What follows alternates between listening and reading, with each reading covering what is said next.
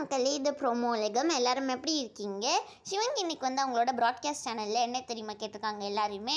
என்னோட Insta ஃபீடில் next என்ன பாட்டு உங்கள் எல்லாருக்கும் வேணும் அப்படின்னு சொல்லி கேட்டிருக்காங்க. உங்கள் எல்லாருக்கும் சிவங்கி என்ன பாட்டு பாடணும்னு ஆசையாக இருக்கும், நீங்கள் வந்து அதை கமெண்ட் செக்ஷனில் சொல்லுங்கள் மக்களே. சிவங்கி வந்து இந்த வருஷம் ஸ்டார்டிங்கில் ஷேர் பண்ண ரீல் வந்து 17 மில்லியன் வியூஸை தாண்டி போயிடுச்சு.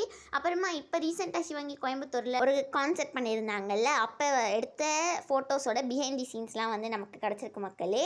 அப்புறமா சிவங்கியோட இந்த ஃபோட்டோஸில் நீங்கள் பார்த்துட்டிங்களா, சிவங்கி வந்து ரொம்ப நாளைக்கு முன்னாடி இன்ஸ்டாவில் போஸ்ட்லாம் பண்ணிட்டாங்க.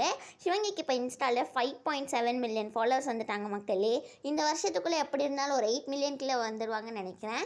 அதுக்கப்புறமா வந்து சிடபிள்யூசியோட ப்ரோமோ வந்துருச்சு. அதில் ரக்ஷன், மணிமேகலை, நெக்ஸ்ட்டு வந்து சுனிதா, புகழ், ராமர் இவங்க எல்லாருமே வராங்க. ஆனால் இந்த தடவை சிவங்கி வர முடியாது, ஏன்னா அவங்க ஆல்ரெடி குக்கா வந்துட்டாங்க.